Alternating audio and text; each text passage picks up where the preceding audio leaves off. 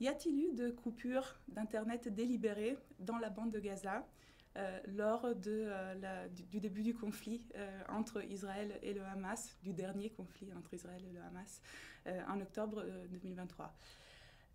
C'est la question la plus récente d'une série de questions d'actualité qui concernent le rapport entre technologie d'information et conflit. En effet, les infrastructures d'Internet aujourd'hui, de plus en plus, contribuent à informer les conflits géopolitiques contemporains et la question se pose tout particulièrement lors de zones de guerre.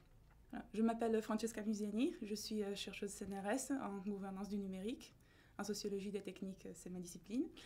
Et mon projet pour la Fondation des sciences sociales porte sur...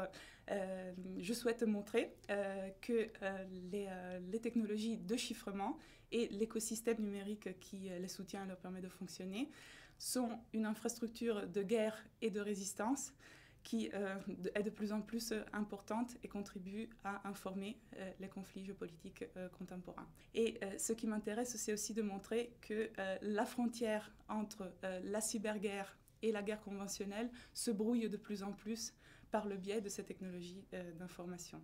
Je m'intéresse tout particulièrement aux technologies de chiffrement. Donc il s'agit de ces technologies qui encodent une représentation de l'information dans des formes alternatives de représentation pour que les ordinateurs ne puissent pas la déchiffrer et donc la sécurité des communications soit assurée.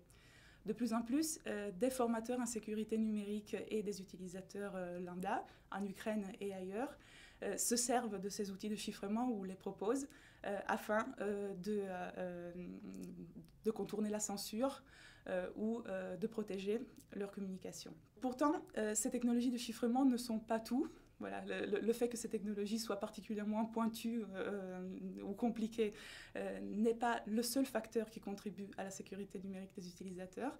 Donc, notamment dans des contextes de guerre spécifiques, il y a une élaboration de contextes de réponse toute particulière au contexte de la nation ou du conflit en cours. Par exemple, les utilisateurs ukrainiens se sont rendus compte qu'un des risques les plus importants qu'ils courent, c'est la saisie physique de leurs appareils de communication, leur téléphone, leur ordinateur.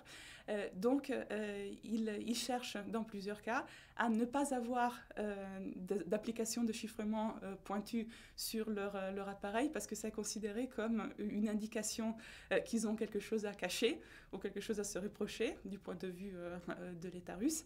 Et donc, ça peut amener à des dommages corporels ou d'autres problèmes avec les occupants.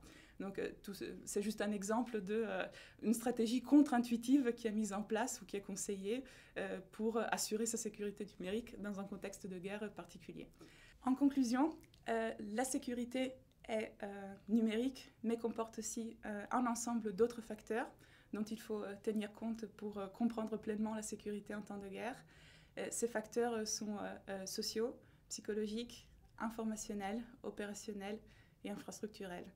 Donc chaque fois que, comme dans le cas de l'Ukraine, on veut définir qu'est-ce que c'est que la sécurité numérique en temps de guerre, on ferait bien de commencer par ça.